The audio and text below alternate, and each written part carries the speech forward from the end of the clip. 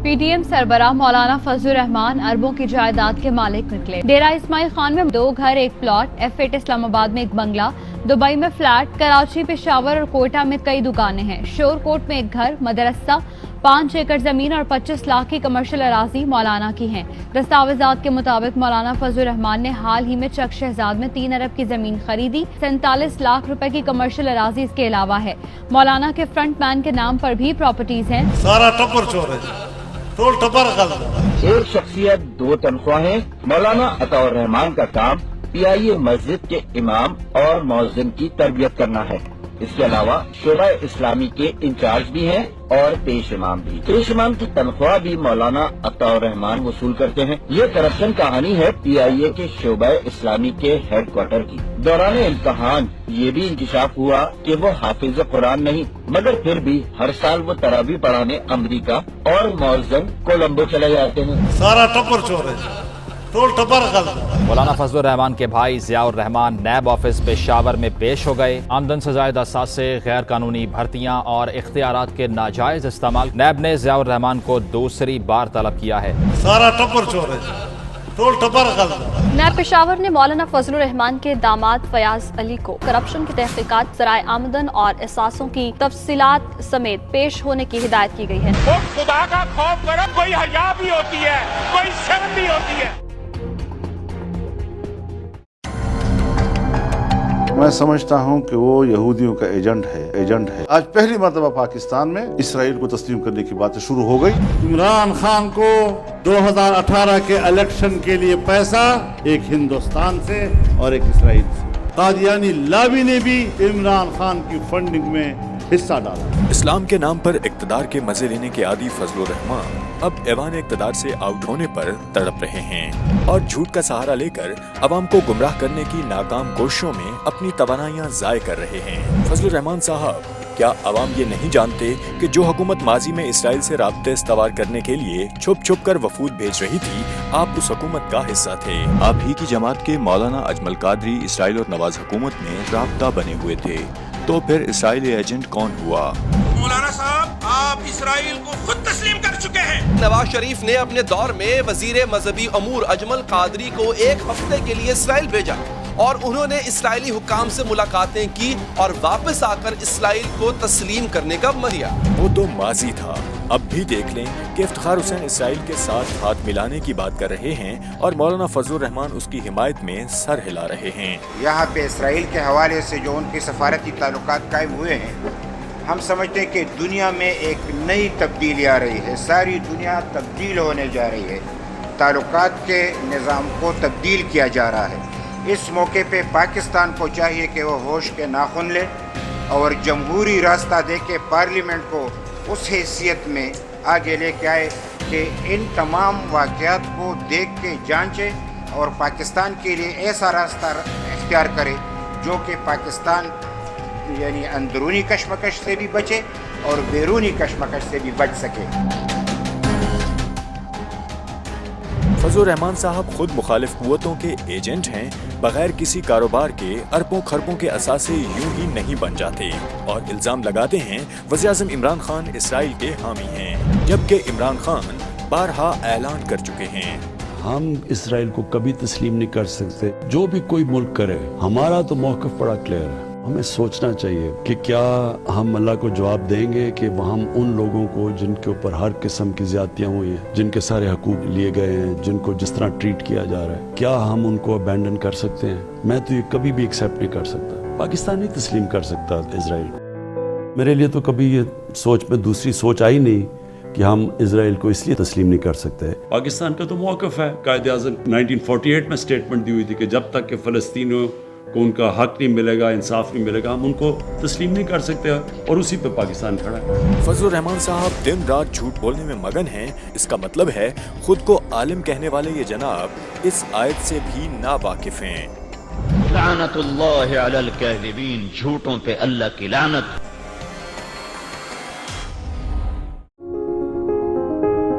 हमने औरत को कबूल नहीं किया था, हमने बर्दाश्त किया था। मौलाना फजलुर रहमान ने औरत की हुक्मरानी को हराम कहा और फिर औरत को हुक्मरानी मिलने पर सब ने मौलाना को जाती मफाद और लालच के हाथों मजबूर औरत के हाथ पर बैयत करते और कदमों में बिछे देखा।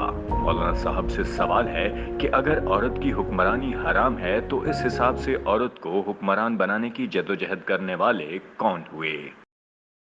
मुल्क की मुहाफिज कुव्वतें समझती हैं कि जैसे हमने फतह हासिल कर ली। हमारे अपने लोगों में मीर जाफर पैदा हुए, मीर सादिक पैदा हुए, मीर जाफर पैदा हुए, मीर सादिक पैदा हुए।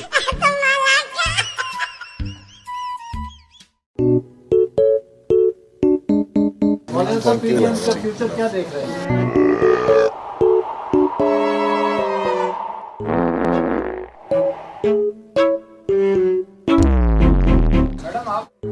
मैं नहीं जानती, मुझे नहीं पता।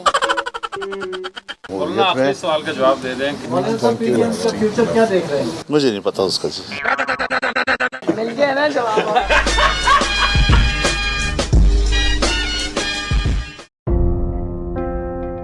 ऑल पार्टीज कॉन्फ्रेंस वज़ीर आज़म इमरान अहमद नियाजी के फौरी इस्तीफे का मुतालबा करती है। मुत्तहिदा अपोजिशन मुल्कगीर एहतजाजी तहरीक के आगाज का ऐलान करती है। पीछे देखो, पीछे। बात पार्लियामेंट के एक मुंतखब वज़ीर आज़म की है, उसी का तकाजा है कि वज़ीर आज़म रहेंगे, उनका इस्तीफा नहीं दिया जाएगा, न वो छुट्टी पर जाएंगे और वो पार्लियामेंट की नुमाइंदगी करते रहेंगे। आज हम हुकूमत को वाज़ेह कर देना चाहते हैं कि 31 जनवरी तक हुकूमत मुस्ताफ़ी हो जाए। अगर 31 जनवरी तक हुकूमत मुस्ताफ़ी नहीं होती तो फिर सरबराही इजलास 1 फरवरी को इस्लामाबाद के लिए लॉन्ग मार्च का ऐलान कर देगा। पीछे तो देखो, पीछे। कल अगर किसी की भी हुकूमत कायम हो तो फिर इलेक्शन की जरूरत नहीं है, फिर तो इस्लामाबाद में 2-4 लाख लोगों को लाके बुला लो और इक़्तिदार हासिल कर लो। यहाँ के बाद अवाम का समंदर कराची में आएगा, क्वेटा में आएगा, लाहौर में आएगा, मुल्तान में आएगा, पेशावर में आएगा। अगर हिम्मत आपके अंदर हुई, ये आने वाला दिसंबर नहीं देखेंगे। उधर पीछे देखो। इन जत्थों को जिन्होंने जगह जगह पर धरने रखे हुए हैं, आज के बाद हुकूमत की इंतजामी जिम्मेदारी है आईन और कानून के तहत कि इस्लामाबाद को इन लोगों से पाक कर दिया जाए। हम अब बिखरे हुए, न हमने खुद आराम करना है, न आपने आराम करना है। अब हमने दिन रात एक करके इस्लामाबाद का मार्का सर करना है। पीछे देखो, पीछे। इन हालात में इस किस्म की सूरत हाल पैदा करना ये खुद एक गैर जमहूरी सोच की अक्कास है। मुझे समझ में नहीं आ रही कि इनके ज़हन पे क्या सवाल है। पूरे पीडीएम की जमातों के तमाम कारकुन इस आवाज पर लब्बैक कहेंगे जब तक इस हुकूमत का तख्ता नहीं उल्टेंगे, उस वक्त तक हम चैन से नहीं बैठेंगे। पीछे तो देखो। 100 साल भी यहाँ खड़े करते सड़ते रह जाओगे, वज़ीर आज़म इस्तीफा नहीं देंगे। वो खुदा का खौफ करो, कोई हया भी होती है, कोई शर्म भी होती है। पाकिस्तान के तमाम पावर प्लांट आज डीजल पे चल रहे हैं, आज डीजल पे महंगी बिजली पैदा की जा रही है।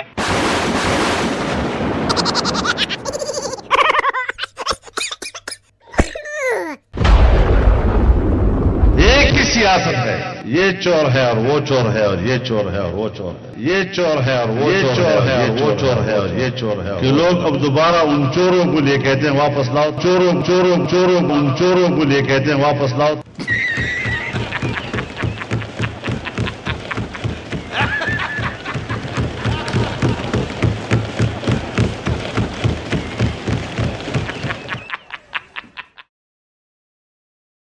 पिंडी के लोगों, सरकारी ज़खायर के गोदामों का अंदाजा लगाओ। मैं मुफ्ती साहब से, मोहतरम फजलुर रहमान से रिक्वेस्ट करूंगा कि वो पाकिस्तान के अवाम को फतवा दे, सरकारी गोदामों को लूट के खाओ, मजे करो। अचक ये बात इस भरोसे से कह रहे हैं कि मौलाना फजलुर रहमान बहुज़े इमरान खान में ये फतवा जारी भी कर देंगे और इस बात से भी बाखबर होंगे कि इस्लाम के नाम पर सियासत करने वाले मौलाना फजलुर रहमान को ये भी मालूम नहीं होगा कि इस्लाम में लूट मार के बारे में क्या कहा गया है। हदीस मुबारका है कि मैंने अब्दुल्ला बिन यजीद अंसारी रज़ी अल्लाह ताला अन्हु से सुना, जो अदी बिन साबित के नाना थे, कि नबी करीम सल्लल्लाहु अलैहि वसल्लम ने लूट मार करने और मसला करने से मना फरमाया था।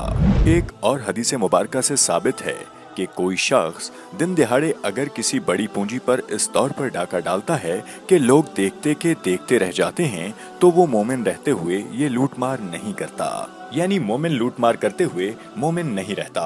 मौलाना फजलुर रहमान कभी कहते थे कि औरत की हुक्मरानी हराम है और दलाइल का अंबार लगा देते थे।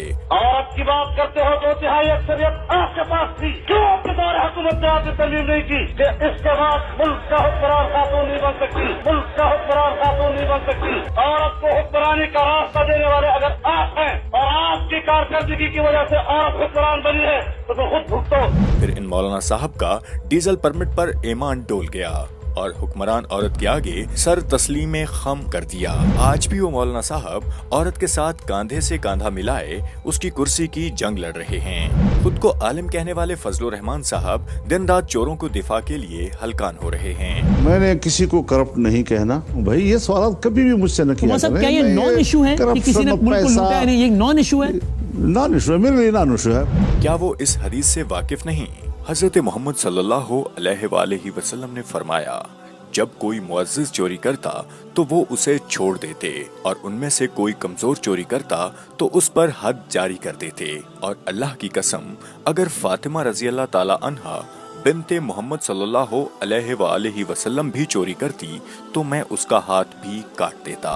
मौलाना साहब मदरसे के बच्चों को गुमराह करके अपने नापाक अज़ाइम के लिए इस्तेमाल करते हैं। इस आवाज पर लब्बैक कहेंगे जब तक तख्ता नहीं उल्टेंगे, उस वक्त तक हम चैन से नहीं बैठेंगे। इसका मतलब मौलाना साहब सूरतुल बकरा की इस आयत से भी वाकिफ नहीं। और जब उनसे कहा जाए कि जमीन में फसाद ना करो तो कहते हैं हम तो इस्लाह करने वाले हैं। सुन लो, बेशक यही फसाद फैलाने वाले हैं मगर इन्हें इसका शऊर नहीं। मौलाना साहब मुनाफिकत तर्क कर दें, कब तक जाती मफाद के लिए भोली भाली अवाम को इस्लाम के नाम पर इस्लामाबाद की सड़कों पर घसीटते रहेंगे? जरा सोचिए। 26 मार्च का लॉन्ग मार्च मुलतवी तस्वुर किया जाए। भूल जाने का हुनर मुझको सिखाते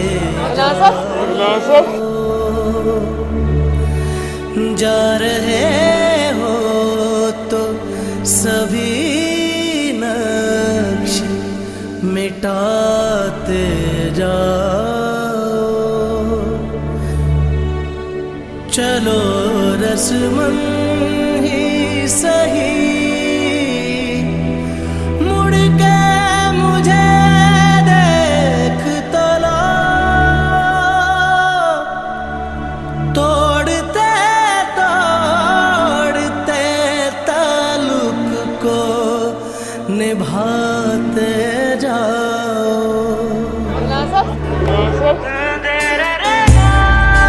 आसिफ अली जरदारी ने कहा, मियां साहब आप वापस आएं, हम आपके पास इस्तीफे जमा कराएंगे।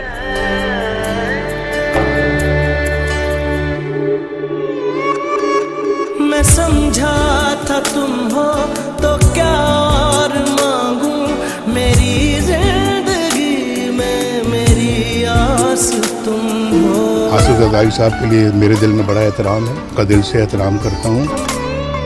मैं समझा था तुम हो तो क्या और मांगू, मेरी जिंदगी में मेरी आस तुम हो।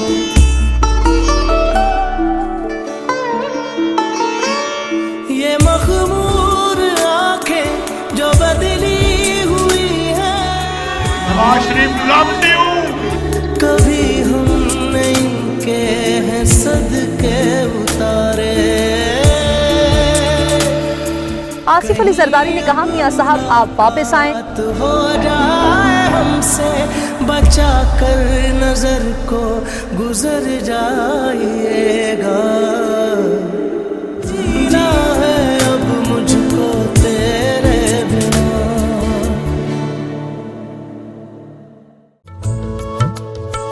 कोई उम्मीद भर नहीं आती, कोई सूरत नजर नहीं आती।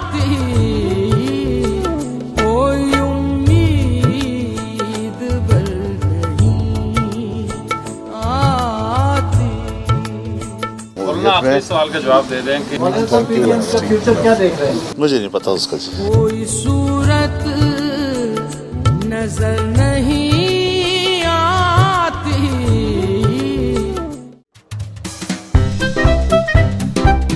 क्या इमरान खान की नजर में आसिफ अली जरदारी नवाज शरीफ से कमजोर है?